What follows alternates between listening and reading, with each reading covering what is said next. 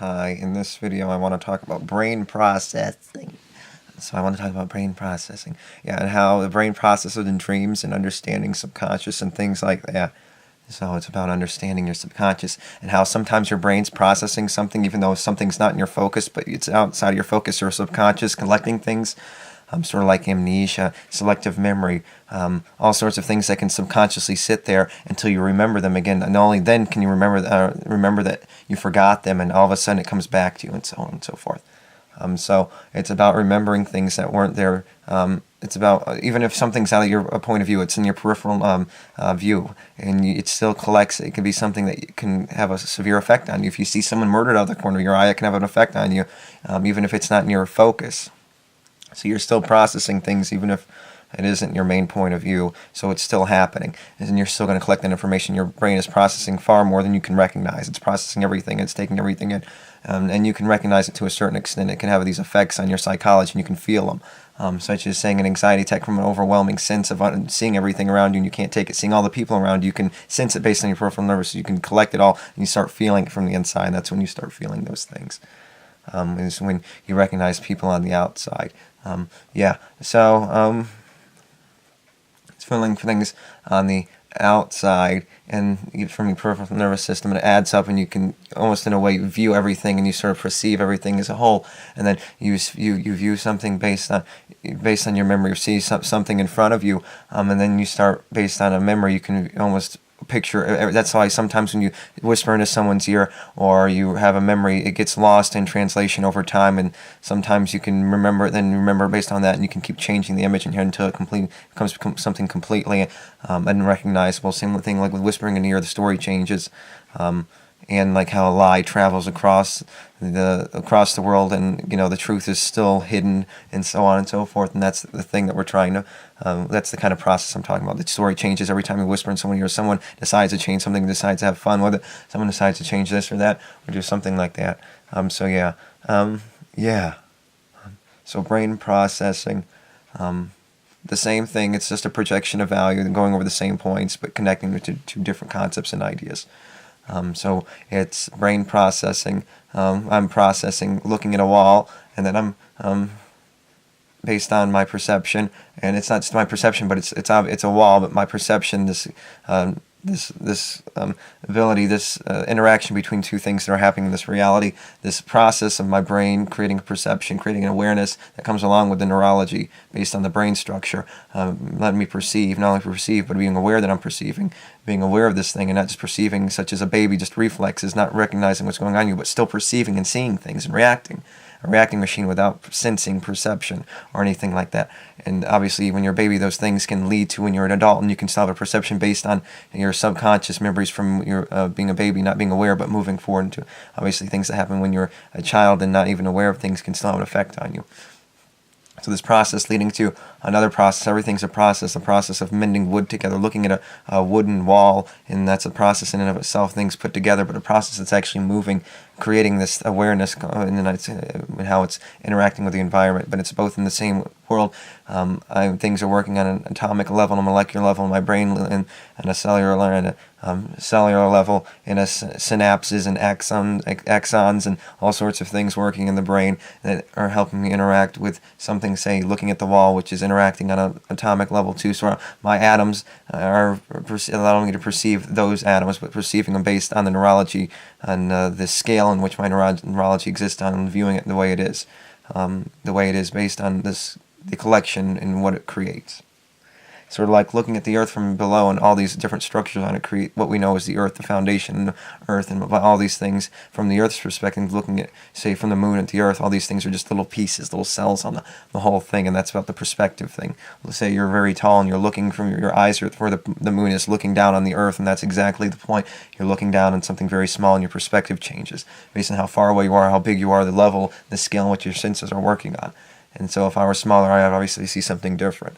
In dreams, and we know how your dreams, you have associations, different things in your mind, in the back of your mind that happen throughout a day. So if you're imagining a picnic or something like that, then you're going to imagine a picnic when you're some kind of picnic relation, at least some kind of something in the background of your dream that has to do with like a picnic or something like that. So that would obviously be in the back of your mind. So that's obviously something to consider. And that's obviously always there. So, yeah. And your subconscious. That's another thing I want to talk about real quick. So your subconscious is obviously something that has an effect on you, and even like sort of like outside your subconscious based on your senses collecting things, and your subconscious based on your thought processes collecting that information and utilizing it in certain ways and seeing different things and experiencing different things. Your subconscious obviously is a lot of the time the thing that has the effect based on your conscious affecting your subconscious, and your subconscious is something that's within you, almost like the things in the back of your mind. Your subconscious is the thing that's causing things like anxiety and things like that. You don't know where it came from. It could be something that you completely unrelated. It can be like a selective memory. You don't know exactly what your anxiety is coming from because it's from a subconscious memory or a subconscious state of being or a subconscious process that's happening. So like my heart beating is a subconscious process. It's an automatic process. It's well, I can't remember exactly the process and how you explain the process when it's the same kind of process that's happening. It's controlling heartbeat. Breathing is a subconscious process. Blinking, and sometimes if you think a little hard, you can start experiencing the blinking and all these different processes, and that can almost kind of, in a way, cause a somatoform disorder, going into disorders, and mental illness is another thing. So a good segue into mental illness. So things like anxiety and mental illness. And anxiety and somatoform disorders, looking too much into these processes can cause you to think about it almost in a way.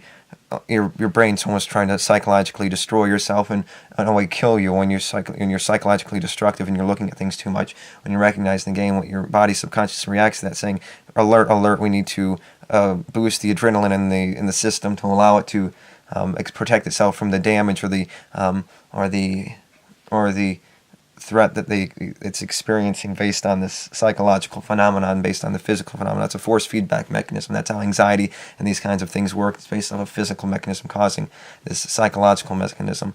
Sort of like not wanting to go somewhere, and it's the physical reaction that you can feel based on not wanting to do something. And it's has to do with your heart beating, all sorts of physical things happening. Obviously, everything's physical is mental, and mental is physical. This brain is caused by physical processes happening. And these physical processes matter because I'm awareness based on this process in and of itself, this mental thing, which we call this ethereal process, causing this projection thing. That's ethereal, causing the rest of this stuff to matter and even to function, based on this neurology causing things to happen. So yeah, I think that's all I need to say. So mental illness is another thing. And somatoform disorders is one thing, to be specific. When talking about being too aware of certain things, and that's what comes from this shakiness that you can have. Even though you're comfortable, you should be comfortable, everything's fine, but inside, internally, things are shaking, almost as if you have Parkinson's or something shaking. There's internal, sort of like constantly shaking yourself awake once you finally fall asleep and shaking, and there's internal shakiness, I guess, and sort of like sleep paralysis. That's another thing. That's an interesting phenomenon where you wake up and you're sort of half awake, but you can't move, and you're aware you can't move, and then you awake and then all of a sudden you can move, and then that's kind of scary. And then hypnopompic hallucinations and things like that are interesting things as well, where you wake up and you just sort of see something beam, and it goes away, and it sort of fades into the distance shortly after. That's obviously interesting as well. Just different phenomenon explaining these kinds of things. So yeah, I think that's it. It's a basic thing. It's a very superficial video. Very superficial, very simplistic.